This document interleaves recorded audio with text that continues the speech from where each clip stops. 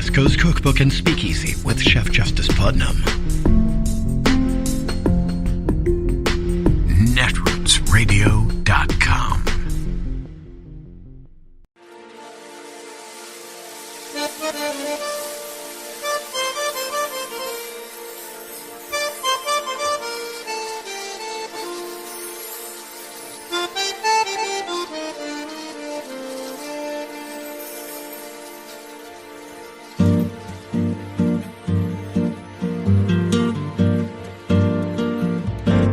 Je voudrais du soleil vert, des dentelles et des théières, des photos de bord de mer, dans mon jardin d'hiver.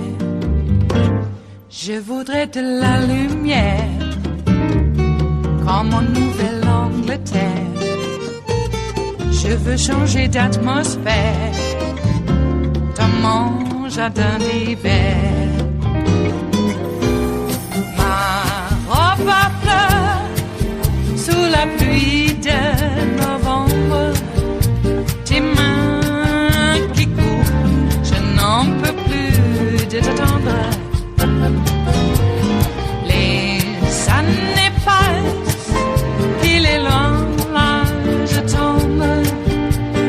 Nul ne peut nous entendre. Je voudrais du Fred Astaire.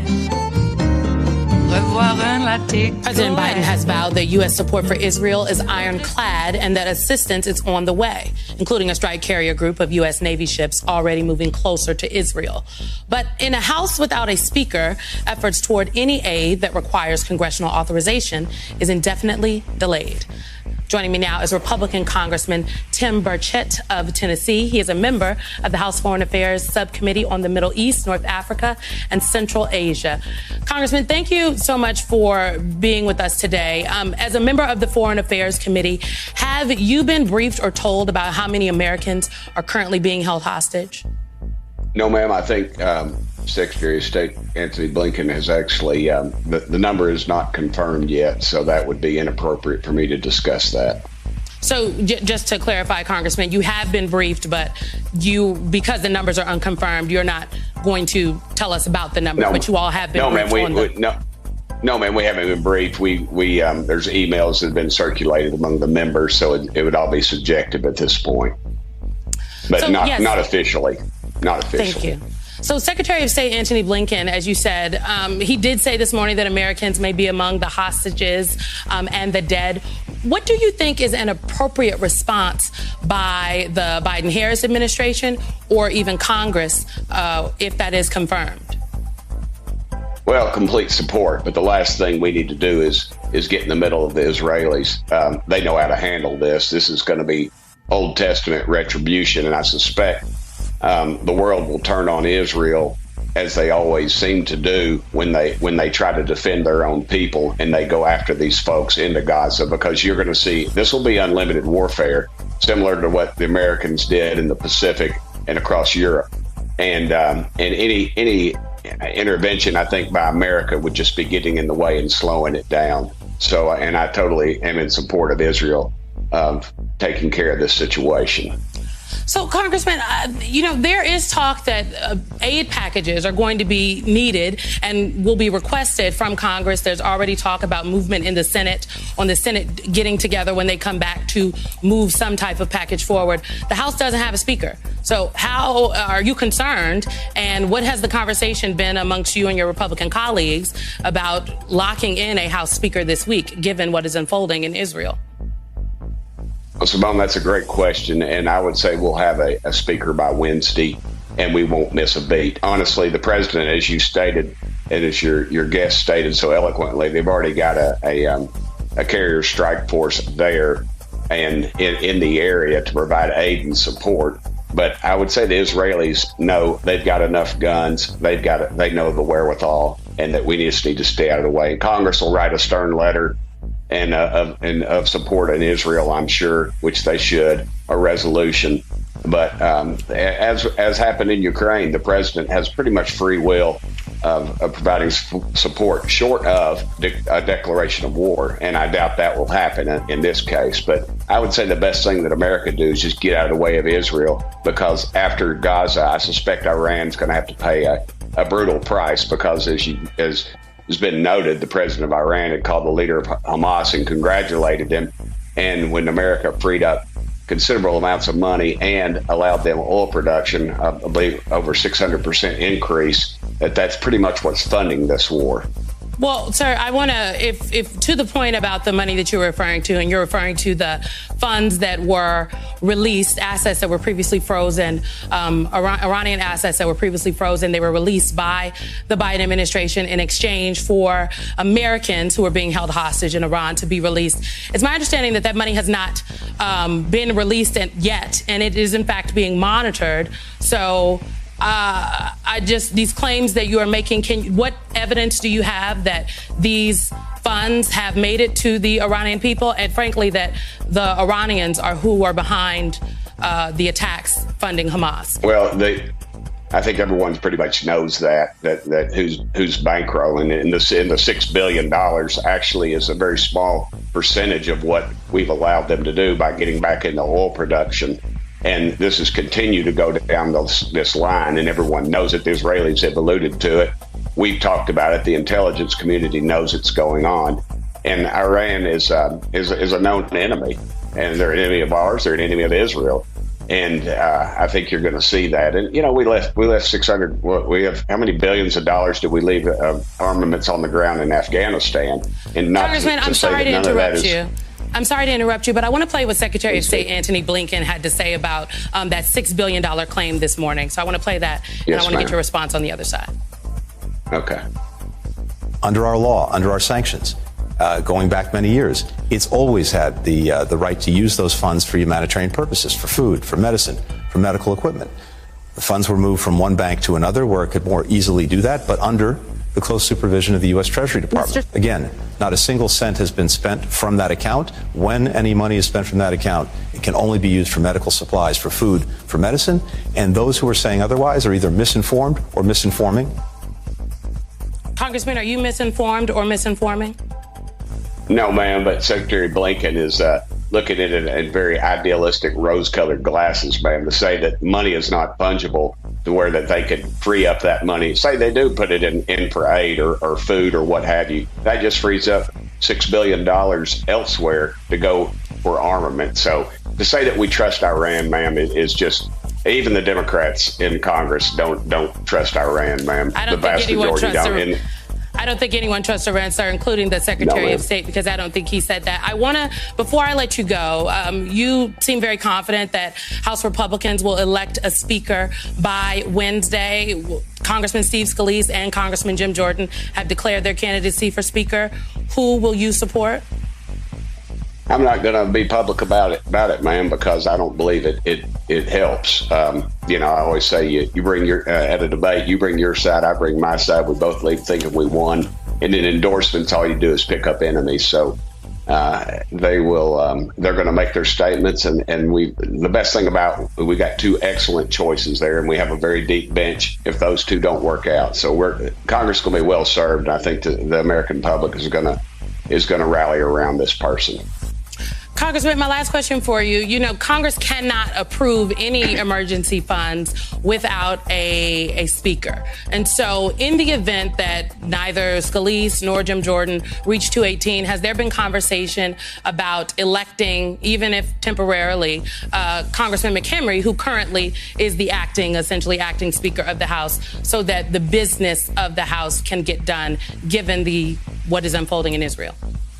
Yes, ma'am. There have been talks about that, but I'm confident one will emerge from that meeting on Wednesday. It won't go to the floor and have 15 rounds of votes. I think we're going to rally around that person. They're going to unify our party, which is what we need, and they're going to provide fiscal responsibility. You know, we take in $5 trillion a year and we spend $7 trillion.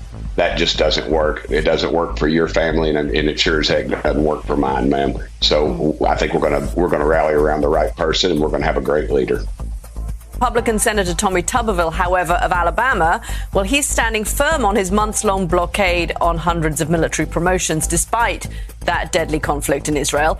Tuberville's blockade has put a hold on at least 300 military nominees, including top officers who would command forces in the Middle East, including Rear Admiral George Wickoff, who is slated to lead the Fifth Fleet that includes naval forces operating in the Middle East at the moment.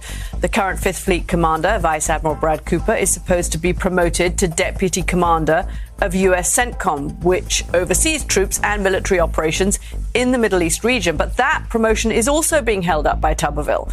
In a statement, Tuberville's office reaffirmed his stance and suggested Democrats could call each of the hundreds of nominations for individual votes. That process would take hundreds of hours, however.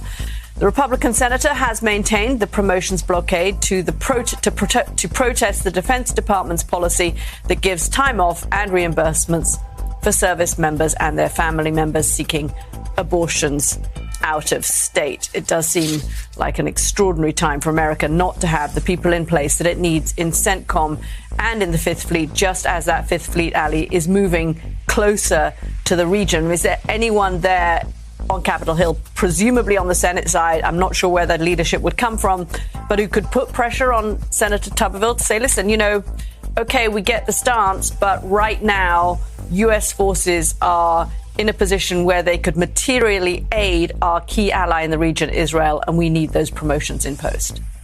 Of course, the landscape has changed over the course of the last 2 to 3 days, Caddy, but that pressure has already been on the senator from Alabama. And it does feel like at each turn, when there is an opportunity for an exit ramp, he does not take it and continues to hold his ground here. We did see the confirmation of 3 key postings. That was something that Senator Chuck Schumer did a few weeks ago. But as you mentioned, it would take hours to go through each of these positions one by one and confirm them. The national security concerns here are not new. From the moment that Tuberville began this blockade and these promotions started piling up, experts and national security officials were clear. This is endangering U.S. national security. That has not changed Tuberville's mind.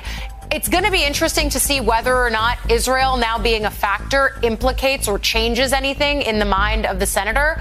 But I do think it's important to note we're not going to see senators back this week. They are out of town, on recess, some of them on codels across the country, across the world. That's going to be something that keeps them far from Washington. They're still getting briefed, but in terms of us being able to press Senator Tuberville, that's not something that we're going to see. And I think there's also the open question of, now that Israel is part of the landscape, how does this impact the conversation around Ukraine aid, especially as some Republican senators have been reticent to give there, but are calling for aid to Israel now?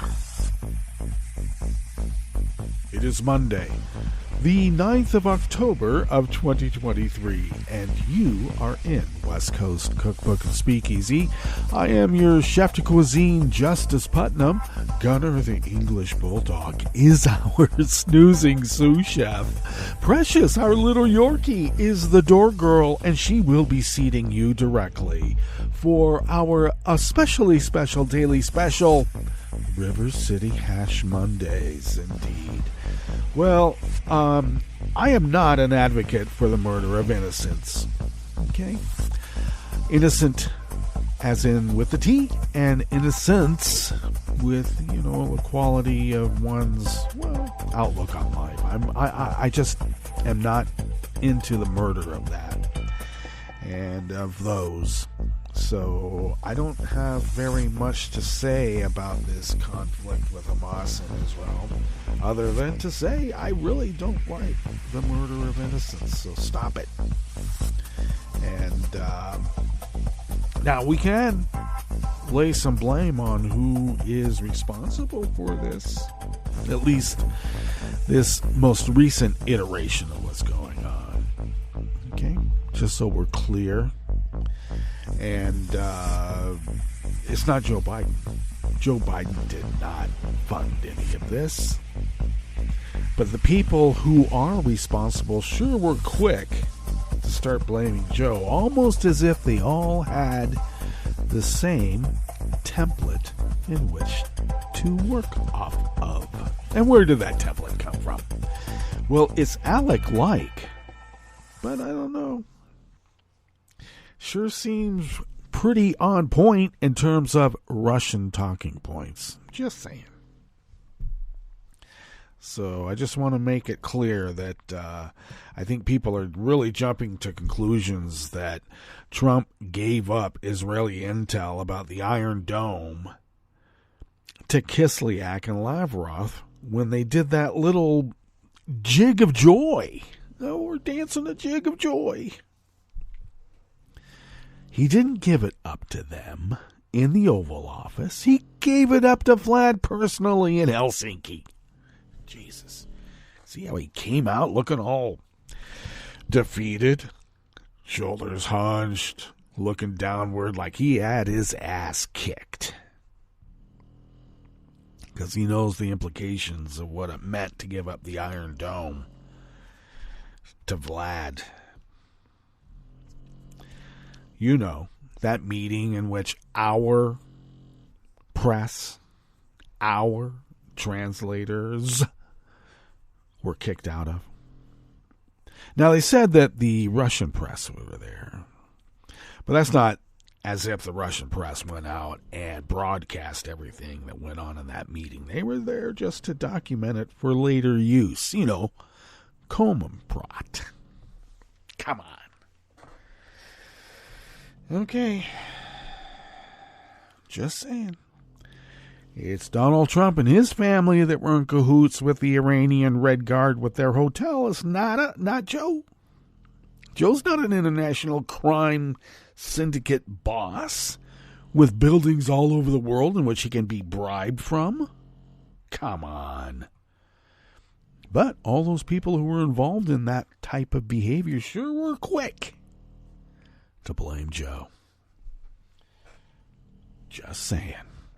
All right, what do we have in store for you on this, well, I guess not so fabulous Indigenous Peoples Day? Would Indigenous Peoples Day be fabulous anyway? I mean, we're talking about conquest. Okay. No matter what and who is conquesting. Okay, on the rest of the menu, an illustrated children's book about siblings who build a doghouse together was placed on a watch list for removal in Alabama simply because its author's last name is gay. Oh my God. Okay. A judicial order canceled a demonstration planned by a Roman Catholic diocese in Kansas that would have blocked the only entrance to a Wichita abortion clinic. And that's the only abortion clinic in all of Wyoming, too, just as a little point of interest.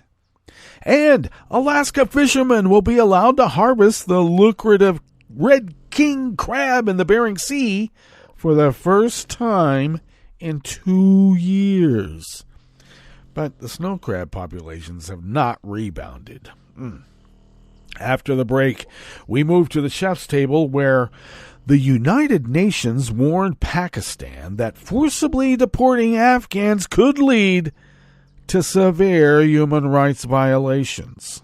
And I should mention about the earthquake in Afghanistan. And it looks like there's going to be a lot more than 3,000 dead from that one. And following up here at the chef's table, the American Airlines Pilot Union called for stopping all flights to Israel, citing the formal declaration of war. All that and more on West Coast Cookbook and Speakeasy. Bon appetit.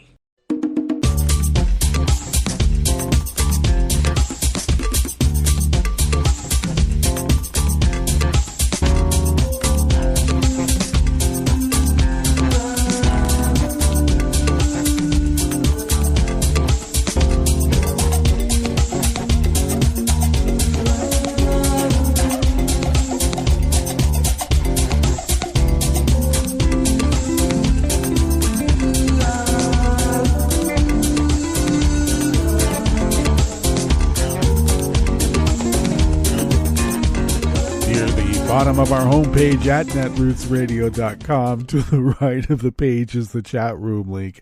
And the chat room is monitored by Kelly Lincoln. Thank you, Kelly. I'm chuckling because our snoozing sous chef, Gunner, the English Bulldog, is really doing his job quite well right now, working hard at it, as you can probably tell. All right. Across the page from that chat room link is the link to our Patreon page. And if you could become a recurring Patreon of Netroots Radio, it really does help us pay our bills and all the other costs accrued by running this powerhouse of resistance. And we find that if we pay our bills, we're able to fly under the radar and continue on as we have for over 13 years now. Oh, my God. But thank you for allowing us to fulfill our civic duty as the founders originally intended. If you would like to follow Netroots Radio on Twitter, Mastodon, Spoutable, Blue Sky, etc., do so at Netroots Radio. Tom takes care of that. Thanks, Tom. Follow me on those social media platforms as well, and also on Tumblr and Instagram and Facebook, wherever.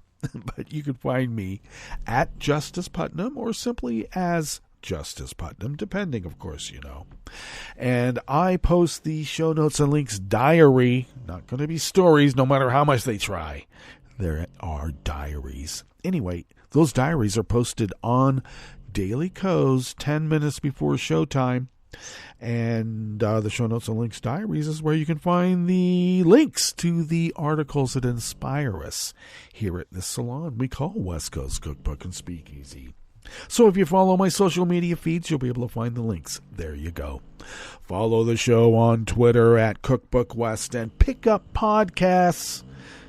Oh, he's doing his job so well.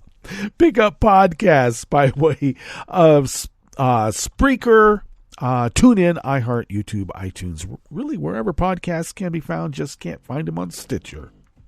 And you know why. All right, this first offering here in the Bistro Cafe of West Coast Cookbook and Speakeasy is by Brad Reed out of Raw Story. An illustrated children's book about siblings who build a doghouse together was errantly placed on a watch list of books to be potentially removed from the Huntsville-Madison County Public Library System in Alabama simply because its author's last name is gay. Yeah. Well, the Alabama.com reports that Read Me a Story, Stella, by author Marie Louise Gay, was put on a list of potentially sexually explicit books, despite the fact that it contains absolutely nothing about sex. Unless you think building a doghouse has some sort of innuendo, and then that tells me everything I need to know about Alabama. Right? Right. Well, HCPL Executive Director Cindy Hewitt told AL.com that Read Me, and that was the Huntsville-Madison County Public Library Executive Director Cindy Hewitt, told Alabama.com that Read Me a Story, Stella should not have been placed on the list, and said that it only got swept up because the keyword gay was wrongly triggered by the author's last name. Boy, how many people's with the last name of Cracker? I'm just curious. Anyway, obviously, we're not going to touch that book for any reason, she said. Really? Kirsten Bessard, Gay's publicist at Groundwood Books, mocked the Alabama County for apparently having such an itchy book-banning trigger finger, but she also said such bans are part of a worrisome trend across the country that have been incited by culture-warring right-wing politicians and media figures, as reported here at Netroots Radio. Although it's obviously laughable that our picture book shows up on their list of censored books simply because the author's last name is gay, the ridiculousness of that fact should not detract from the seriousness of the situation, Kirsten Broussard said.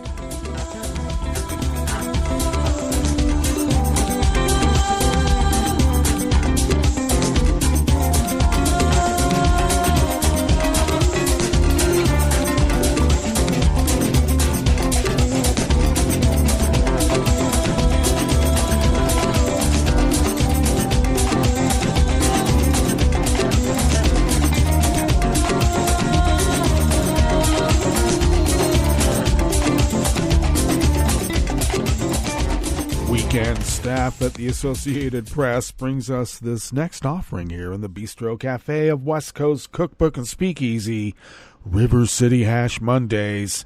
A demonstration planned by a Roman Catholic diocese in Kansas that would have blocked the only entrance to a Wichita abortion clinic on Saturday was canceled after a judge put a hold on the city permit that would have allowed it. Earlier this year, the Catholic Diocese of Wichita was granted a permit through the city's Parks and Recreation and Police Departments to close the street in front of the Trust Women Clinic, the Wichita Eagle reported. The diocese had planned to hold a Mass for Life demonstration on Saturday morning that would have blocked the entrance to the clinic while leaving open the entrance to another clinic on the street that seeks to dissuade people from getting abortions. A judge on Friday granted a request for a temporary restraining order until the Wichita City Council holds a hearing to address objections to the street closure from the Trust Women Clinic and another nearby business. The clinic is normally closed for business on Saturdays, but sometimes opens for appointments on weekends, as well as works on administrative and cleaning tasks on Saturdays. Operators of Trust Women Clinic said they learned of the planned street closure last month and filed an objection with the city. When no hearing was called to address objections to the permit, the clinic sought the restraining order. The legal battle comes more than a year after Kansas voters decisively affirmed abortion rights in the conservative state. Wichita has served as the epicenter of conflict over abortion rights. The Trust Women Clinic was founded by George Tiller, the Wichita abortion provider, who was shot to death during church services in 2009 by an anti-abortion extremist.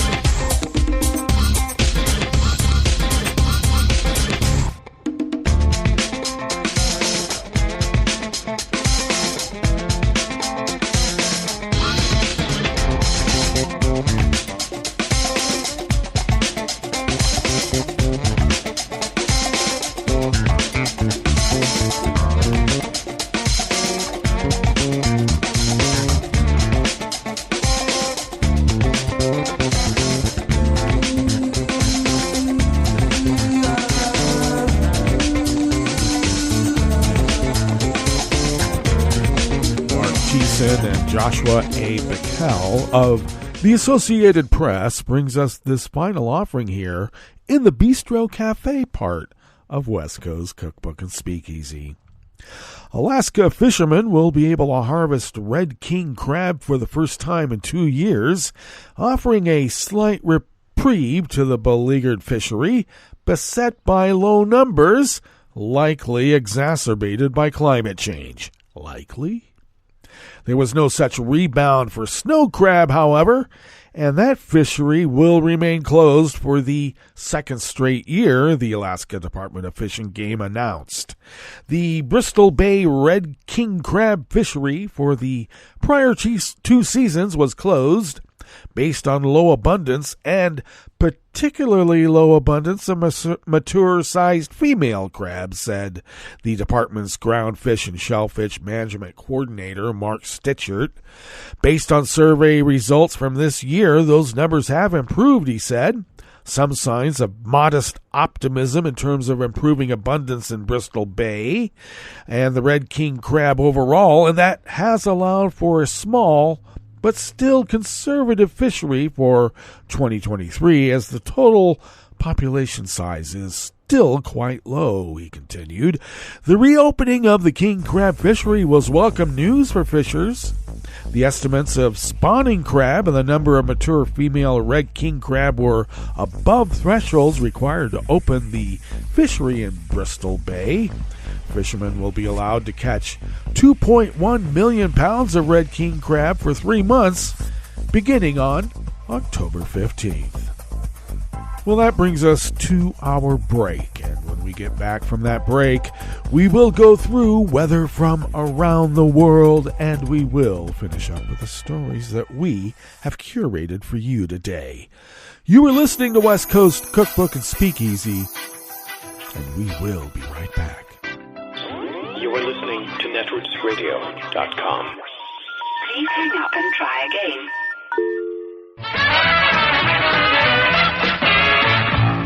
From a point at sea to the circles of your mind, a new force is at work for planetary transformation. New radio for a new Earth.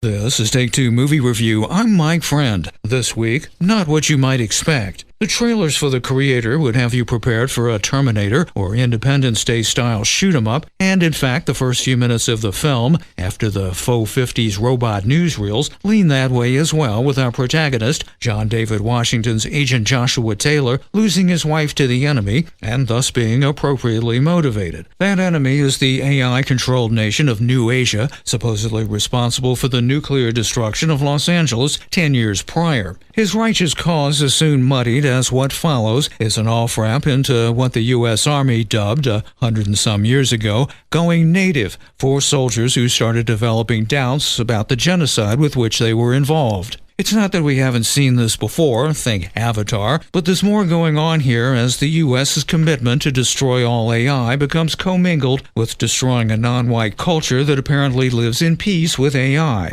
Says the robot simulant Alfie at the center of the plot, I want all robots to be free. And then there's the idea of non-human rights, which in modern sci-fi is often a convention to define humanity. With a budget a third of similar pictures, director Gareth Edwards has achieved a gritty yet stunning look here. It's shot ultra-wide with a Sony prosumer camera with natural lighting and what are termed guerrilla filmmaking techniques. The effects are spare, with most of that budget going to the awesome depiction of the Allies' Nomad weapons platform, which is both a menacing and symbolic presence. Daring directing, spectacular production design, and good acting overcome some script shortcomings and flirtations with cliché to make The Creator one not to miss. This has been Take Two Movie Review. I'm Mike Friend. Catch up with us at take2moviereview.com and feed us back on our channel on YouTube.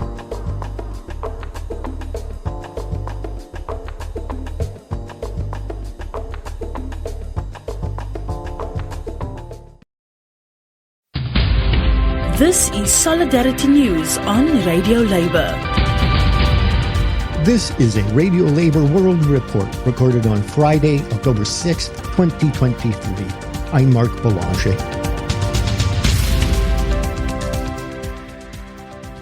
In a report this week, Radio Labour will be starting English as an additional language lessons for labour unionists, supporting educators on World Teachers' Day, the plight of tech workers, the Labour Start report about union events, and rapping. They took my dignity, my identity, my money, but not my accent. This is Radio Labour. October 7th is the World Day for Decent Work. It's a day set aside to remind people of the need for a living wage, safe workplaces, labour unions, and more. It calls for productive work in conditions of freedom, equity, security, and human dignity. All over the world, labor unions celebrate the day by holding rallies, organizing conferences, and starting new projects to help working people.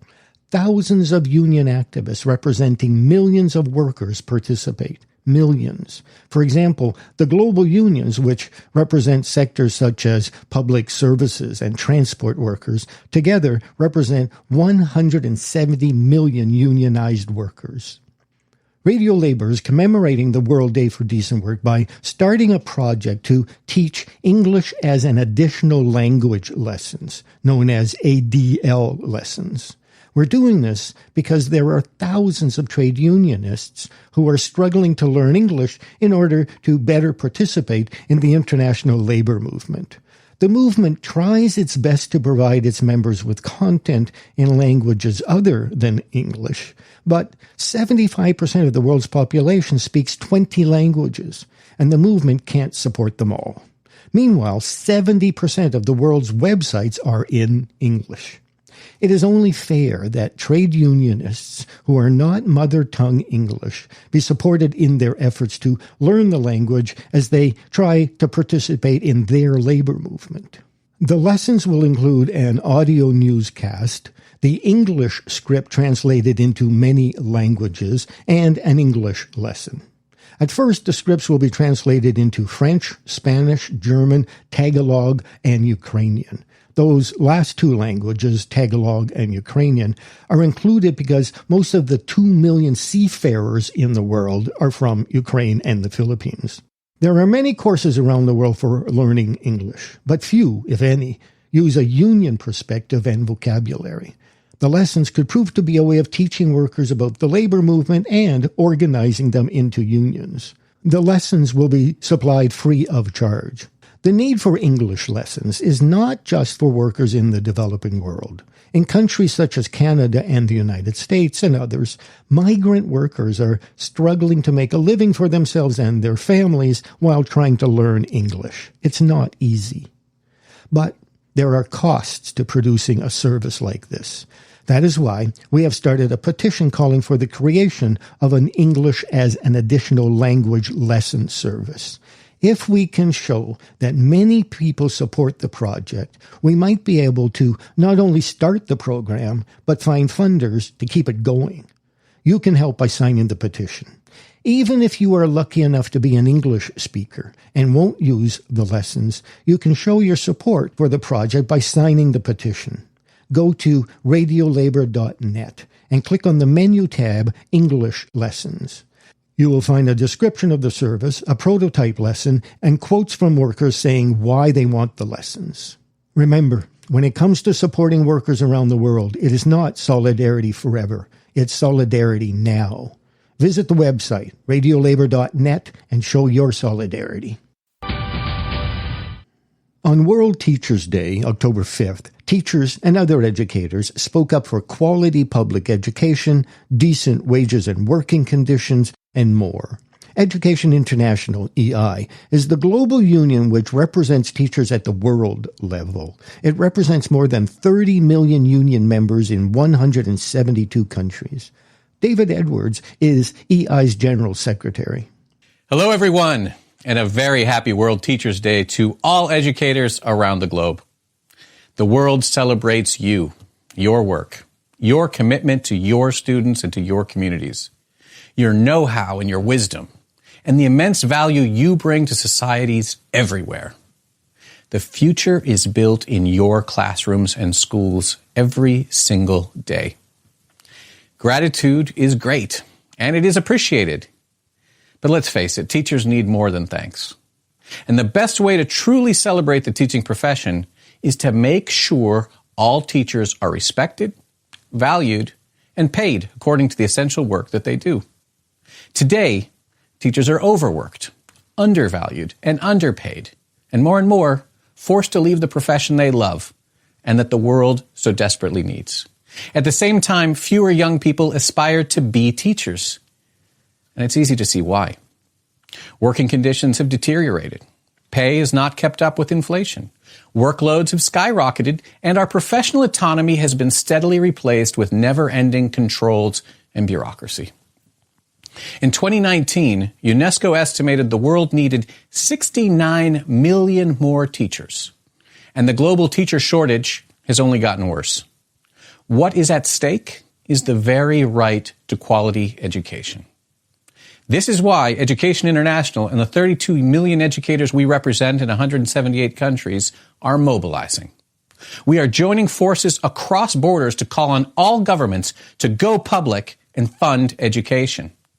This means investing more in teachers, guaranteeing labor rights and good working conditions, as well as manageable workloads and competitive salaries. It also means valuing teachers, respecting teachers, ensuring that they are central to decision-making, and trusting their pedagogical expertise. But we are not alone. The United Nations General Secretary drew the world's attention to the teacher shortage and the critical danger it poses to all of us.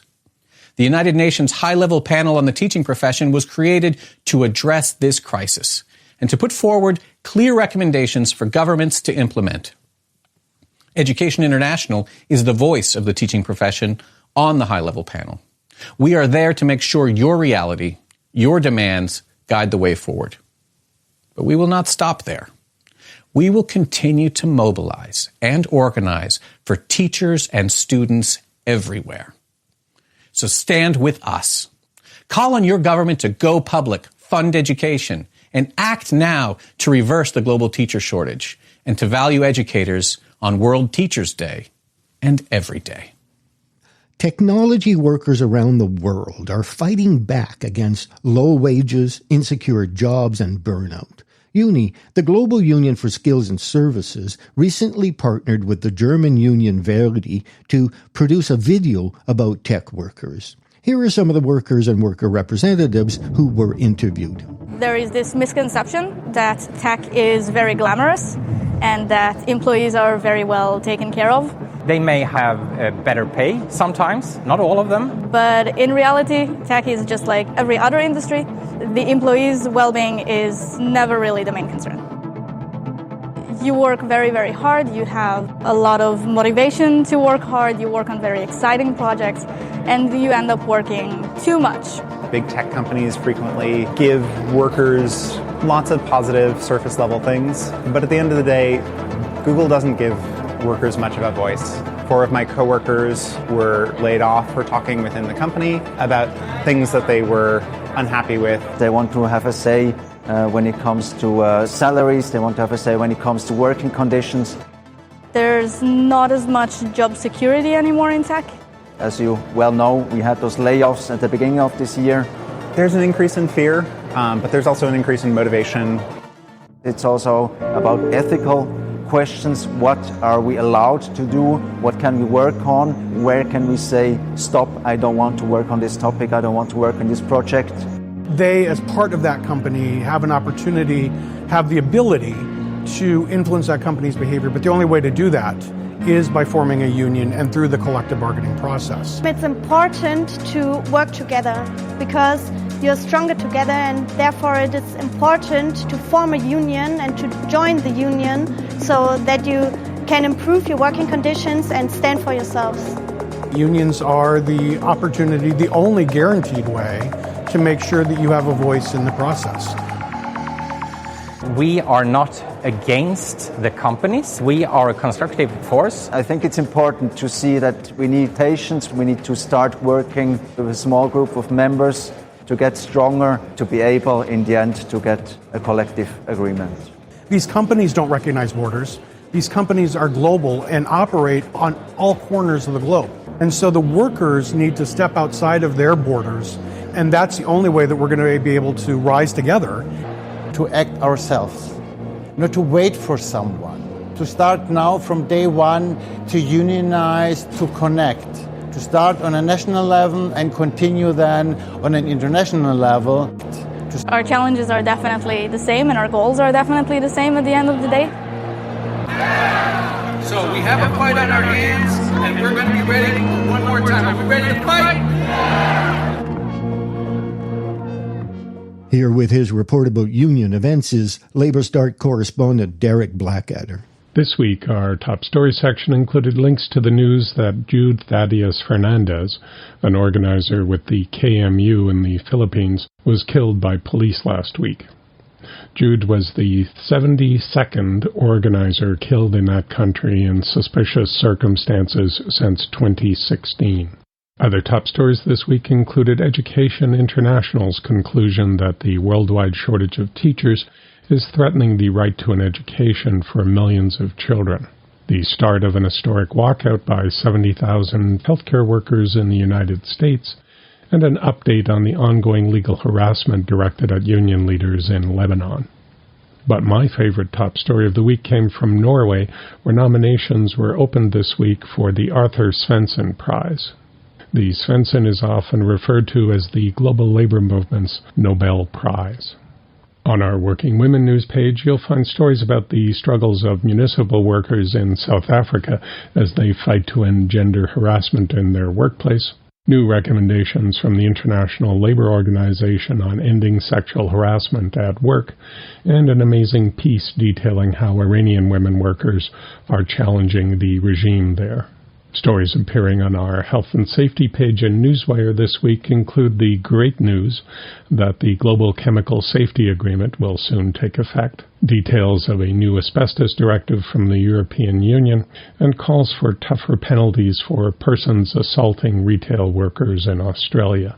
Our current photo of the week is a shot of one of a number of huge marches organized by Swiss unions to demand increased wages and pensions as inflation continues to erode workers' incomes. The photo is of a march in Bern in which 20,000 workers and pensioners took part. Labour Start hosts online solidarity actions at the request of unions around the world. This week we'd like to highlight urgent appeals for online solidarity with trade union activists in Iran and in Mexico. If you can spare just a few seconds, you can do your part in these struggles by sending a solidarity message. Look for details of these and other campaigns on our site. This is Derek Blackadder from Labour Start, reporting for Radio Labour. And that's it. Labor news you can use. Thank you for listening. And remember, it's all about global solidarity.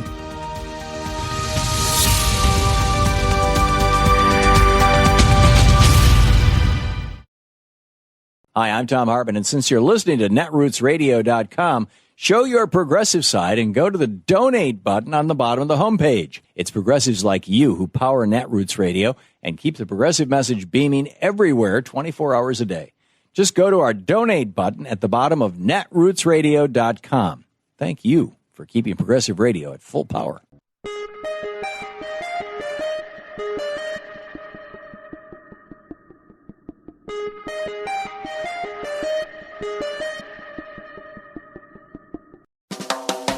Welcome to 60 Seconds Civics, the daily podcast of the Center for Civic Education. I'm Mark Gage. In Federalist 51, James Madison stated that, in a Republican government, the legislative authority necessarily predominates. This statement, and an abundance of other evidence, make it clear that the framers of the Constitution intended Congress to be the dominant branch of the national government. Congress, the branch of government most accessible to the people, was intended to be the voice of the people, whose representatives were given the power to make the laws under which they consented to be governed. This was especially true of the House of Representatives, which was elected directly by the people. Members of the Senate were elected by the people's representatives in the state legislatures until the ratification of the 17th Amendment in 1913, which provided for election of its members by the people. That's all for today's podcast, 60 Seconds Civics, where civic education only takes a minute.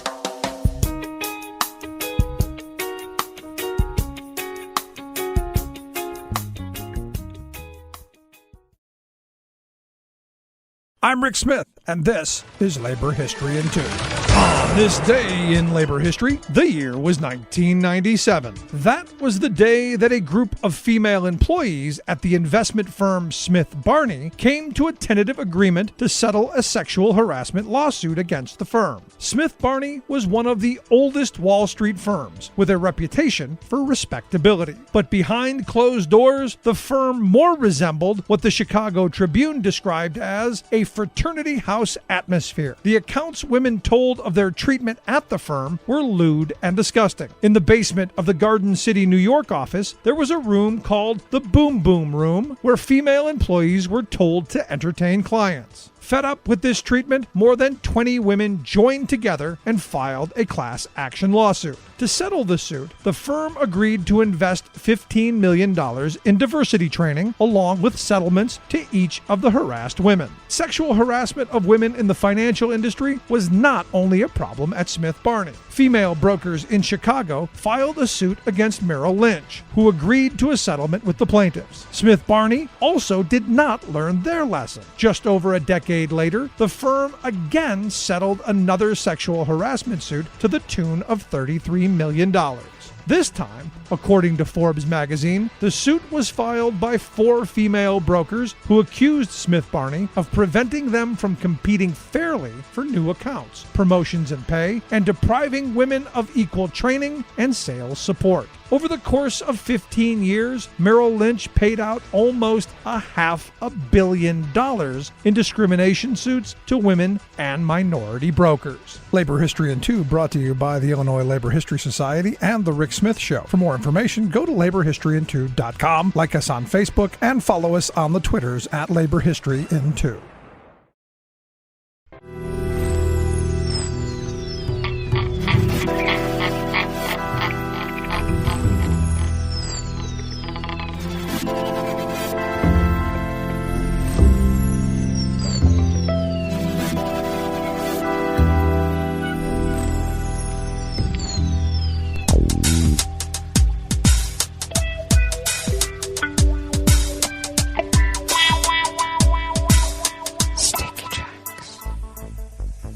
Thank you for accompanying us here to the chef's table at West Coast Cookbook and Speakeasy, River City Hash Mondays.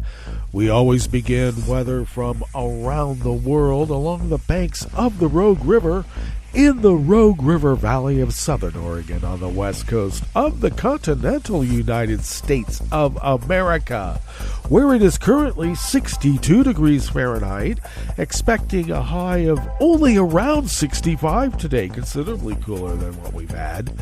Though I'll tell you why, because we have a steady rain currently this morning, with showers continuing this afternoon, bringing with it about a quarter inch of rain. Winds will be out of the west at 5 to 10 miles per hour. Partly cloudy skies early in the evening, then becoming cloudy with periods of rain late. And winds will be light and variable. It looks like we're going to get about a tenth or more of an inch of rain. And then light rain early tomorrow, remaining cloudy with showers in the afternoon. Highs near 60, dropping in temp. And winds will be out of the southwest at 5 to 10 miles per hour. And it looks like we'll get about another quarter inch of rain, and then some more, looks like on Wednesday as well. Ragweed pollen is rated moderate here in the little town of Rogue River, and something's hitting me because I had a little bit of an allergy fit, a sneezing fit during the break that is still, shall we say, remaining. The air quality index, though, for the region is in the good range at 29 parts per million, and that daytime UV index is in the moderate range and is at level 3. So that is dropping as well. Barometric pressure is just now falling from 29.75 inches. Visibility is at 7 miles, and relative humidity is at 63%. Weather from around the world is brought to you by a crowd of crowdsourced weather stations that a crowd crowdsources from around the world, and that makes up the Weather Underground. London is 75 degrees and sunny. Paris is 77 and sunny. Rome is 84 and fair.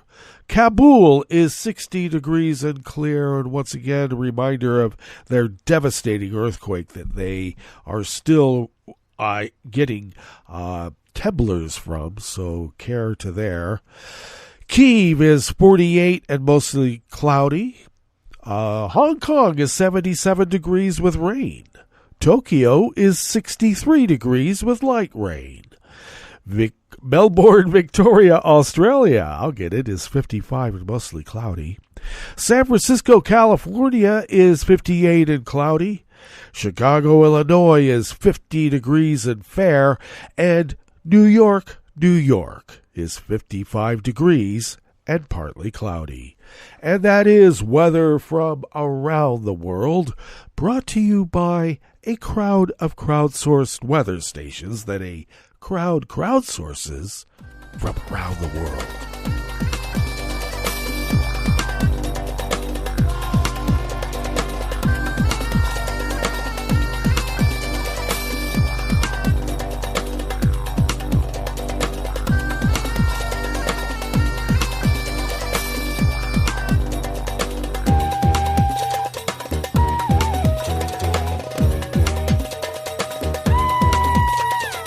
Azat Boot of the Associated Press brings us this first amuse-bouche here at the Chef's Table at West Coast Cookbook and Speakeasy, River City Hash Mondays.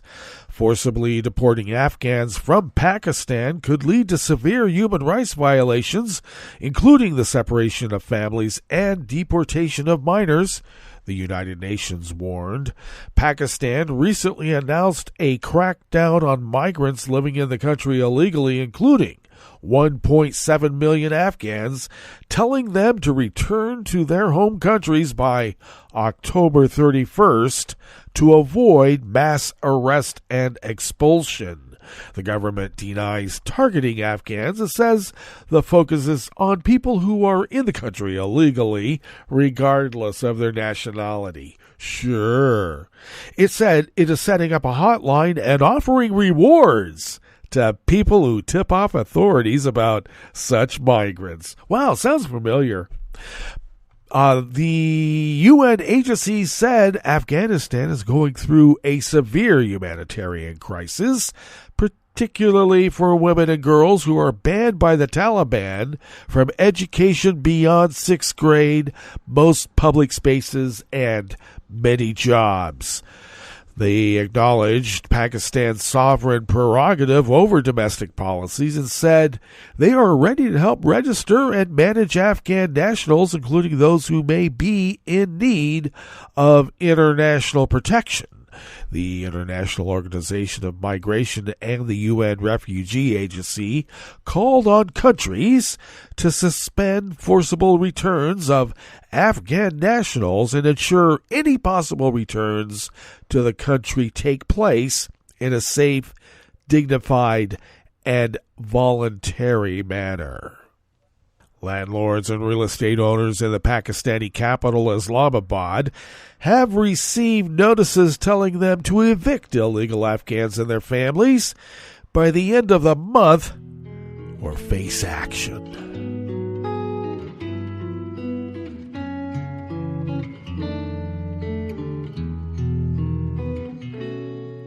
Je te donne ce mon amour pour la vie entière.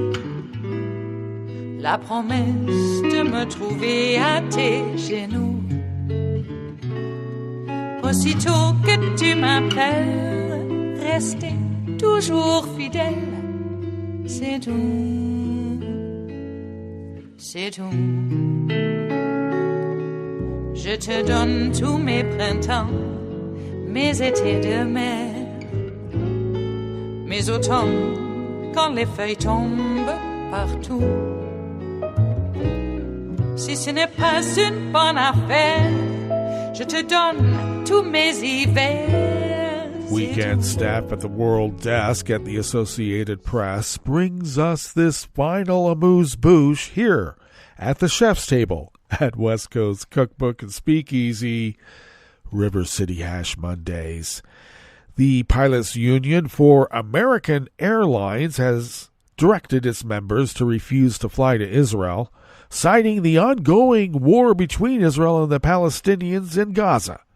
Union President Ed Sitcher said in an email to members that the company's pilots should not fly to Israel until they can be reasonably assured of the region's safety and security. The email cites the most recent advisory from the U.S. State Department, which warns that the current situation in Israel continues to be unpredictable, and that mortar and rocket fire can take place anytime without warning, putting aircraft in danger. It is not prudent or appropriate to knowingly put our flight crews and passengers in harm's way by maintaining flights into a war zone, Sitcher said. Israel formally declared war yesterday, Sunday, as it bombarded the Gaza Strip with airstrikes in retaliation for a major surprise attack by Hamas. The declaration came a day after an unprecedented incursion of Hamas fighters who blew through a fortified border fence and gunned down civilians and soldiers in Israeli communities along the Gaza frontier during a major Jewish holiday. Well, that brings us to the end of our broadcast period for the day, but you do know Netroots Radio broadcasts on, and we will meet up here tomorrow for Tarrytown Chowder Tuesday. So do stay tuned to Netroots Radio all day and all night for all the breaking news as it breaks, and we will meet up here tomorrow, right here in West Coast Cookbook and Speakeasy. Bon appetit.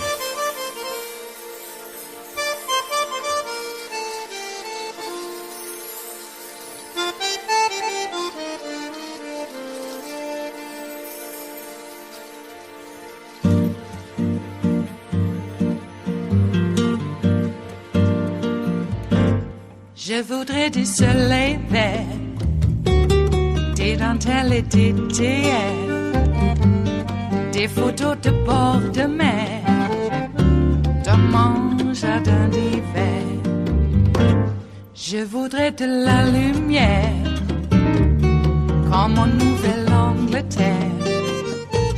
Je veux changer d'atmosphère, dans mon jardin d'hiver. À fleurs, sous la pluie de novembre, tes mains qui courent, je n'en peux plus de t'attendre. Les années passent, qu'il est loin, là je tombe. Nul ne peut nous entendre. Je voudrais du Fred Astaire, revoir un latte Goël. Je voudrais toujours te plaire dans mon jardin d'hiver. Je veux déjeuner par terre, comme au long de golfe clair. T'embrasser les yeux ouverts dans mon jardin d'hiver.